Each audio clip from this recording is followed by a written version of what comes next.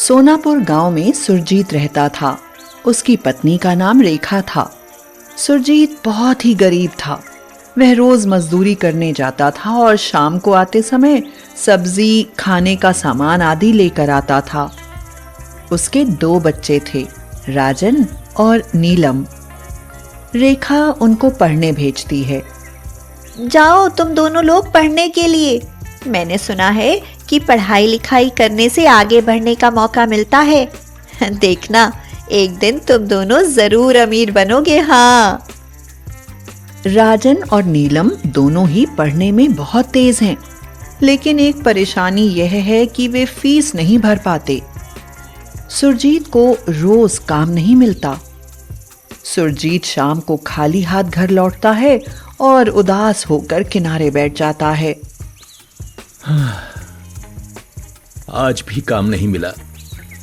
बहुत से लेबर थे वहां, वो भी लौट आए। तो आज खाना भी नहीं बन पाएगा। मास्टर साहब रोज स्कूल की फीस मांगते हैं। बच्चों की ड्रेस भी नहीं बनी, इसलिए बच्चे स्कूल जाना ही नहीं चाहते कि पैसे लेकर नहीं जाएंगे तो उनकी पिटाई होगी। देख लो 2-4 दिन और चलता है तो स्कूल जाने दो इन्हें। पहनने तक के लिए कपड़े नहीं ले पा रहा हूं तो इनकी ड्रेस कहां से बनवाऊं? क्या फायदा है यहाँ पड़े रहने से, जब यहाँ कोई काम ही नहीं है। कहीं बाहर ही जाकर काम ढूंढता हूं। यहां अपने पास तो खेत भी नहीं है। तो फिर शहर चलो, वहां मेरे मौसेरे भाई चंदन रहते हैं, उन्हीं के पास चलेंगे, फिर कोई काम ढूंढ लेंगे। अपना मकान बेचकर सुरजीत बच्चों सहित शहर पहुंचा। वहां उसने मकान के पैसों से एक बैटरी रिक्शा खरीदा और उसे चलाने लगा। लेकिन महंगाई में इतनी आमदनी नहीं थी कि अच्छा कमरा ले सकता। उसने झुग्गी की शरण ली। उसके दोनों बच्चे दिन रात मेहनत करते थे। रेखा कपड़े सिलने का काम ले आती और उन्हें रेखा और नीलम तैयार करती। राजन ने एक बहुत बड़े जनरल स्टोर पर काम करना शुरू कर दिया। राजन और नीलम ने पढ़ाई नहीं छोड़ी। देर रात तक वे पढ़ते रहते थे। सुरजीत ने एक दिन किसी सवारी को ले जाते समय देखा कि एक एक्सीडेंट हुआ था। अरे, कार को टक्कर मारकर कोई भाग गया है। कार में पड़े आदमी के शरीर से खून बह रहा है। ऐसे तो ये मर जाएगा। उसने अपना रिक्शा रोका, उस आदमी को सीट पर लिटाकर फौरन हॉस्पिटल पहुंचाया। उसका तुरंत ही इलाज शुरू हो गया। जब उस आदमी को होश आया तो उसने पूछा, मुझे यहाँ किसने पहुंचाया है? ये तुमको यहाँ लाए हैं। वहां आने जाने वाले लोगों ने तुम पर कोई ध्यान नहीं दिया था और सभी बच बच कर निकल रहे थे और ना ही किसी ने पुलिस को फोन किया था। उस आदमी ने हाथ जोड़कर सुरजीत के सामने अपनी कृतज्ञता प्रकट की और कहा,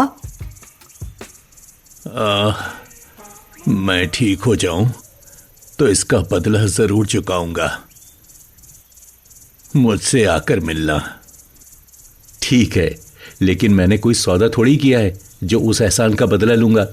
अरे, मैंने तो केवल अपना इंसानियत का फर्ज निभाया था। यह कहकर सुरजीत वहां से निकल गया। अब उसके जीवन की गाड़ी ढर्रे पर आने लगी थी। एक दिन राजन स्टोर पर था, तभी एक आदमी वहां कुछ सामान खरीदने आया। वह सामान लेकर चला गया। राजन ने देखा कि वह अपना बैग भूल गया था। राजन बैग लेकर उसके पीछे पीछे दौड़ा और उसने पुकारा, बाबूजी, ओ बाबूजी, ये लीजिए आपका बैग, ये छूट गया है। लेकिन तब तक वह आदमी अपनी कार पर बैठकर चला गया था। राजन वह बैग अपने घर ले आया और सुरजीत को सारी बात बताई। सुरजीत ने बैग खोला तो वह दंग रह गया। अरे, इसमें तो बहुत रुपए हैं। हमें उनको वापस कर देना चाहिए। उसने देखा कि बैग में एक डायरी पड़ी थी और उसमें फोन नंबर लिखे हुए थे। उसने एक नंबर पर फोन किया। हेलो, आप कौन? अब क्या आपका कुछ खोया है? हाँ, आज मैं अपना बैग कहीं भूल गया। उसमें मेरे 2 लाख रुपए थे। देखिए, आपका बैग मेरे पास है। आप अपना पता बताएं, मैं आ रहा हूं। उस आदमी ने अपना पता बताया और सुरजीत और राजन बैग लेकर वहां पहुंचे। वह एक आलीशान बंगला था।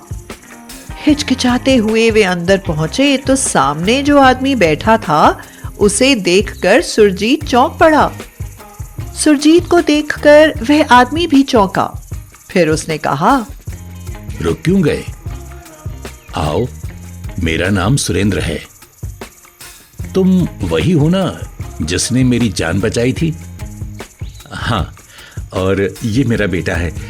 कल जनरल स्टोर पर आपने सामान लिया था और अपना बैग भूल गए थे। सुरेंद्र आंखें फाड़कर दोनों को देखते रह गए और बोले, वाह, दोनों बाप बेटे एक से बढ़कर एक। तुम बैटरी रिक्शा चलाते हो, फिर भी मरते हुए घायल को अस्पताल पहुंचा देते हो। वाह, क्या कहना। और तुम्हारा बेटा जनरल स्टोर में काम करता है और 2 लाख मुझे वापस करने चले आए। वाह, कमाल है। चाहते तो तुम रख लेते। आजकल के जमाने में कौन ऐसा होता है? मुझे ऐसे ही लोगों की जरूरत है। तुम्हारा वहां कोई काम नहीं है। सुरजीत, तुम पढ़े लिखे भी हो, तुम मेरी कंपनी में काम करो और राजन को पढ़ने दो। सुरेंद्र भाई ने सुरजीत के पूरे परिवार को एक फ्लैट किराए पर ले दिया। सुरजीत अच्छी तनख्वाह पर सेठ के यहाँ काम करने लगा। राजन और रेखा पढ़ाई करने लगे। एक लंबा समय गुजर गया। राजन बिजनेस मैनेजमेंट कोर्स करके सुरेंद्र भाई की कंपनी का मैनेजर बना। वहीं नीलम डॉक्टर बनकर घर आई तो सुरजीत खुशी से फूला नहीं समाया। सुरेंद्र भाई के बेटे अमेरिका में रहते थे और सुरजीत को यह जानकर बहुत आश्चर्य हुआ कि लगातार उसकी ईमानदारी को देखते हुए और कंपनी में फायदे को देखते हुए सुरेंद्र भाई ने उसे 50% का पार्टनर बना दिया था। अब वह भी कंपनी का मालिक था। अरे भाई, अब हम बराबर पोजीशन के हैं, तो मैं अपनी बेटी की शादी राजन से करना चाहता हूं। क्या कहते हो? जैसी आपकी मर्जी। अब खुशियों का माहौल था। अपनी मेहनत और ईमानदारी के बल पर एक गरीब ने सफलता की ऊंचाइयों को छू लिया था।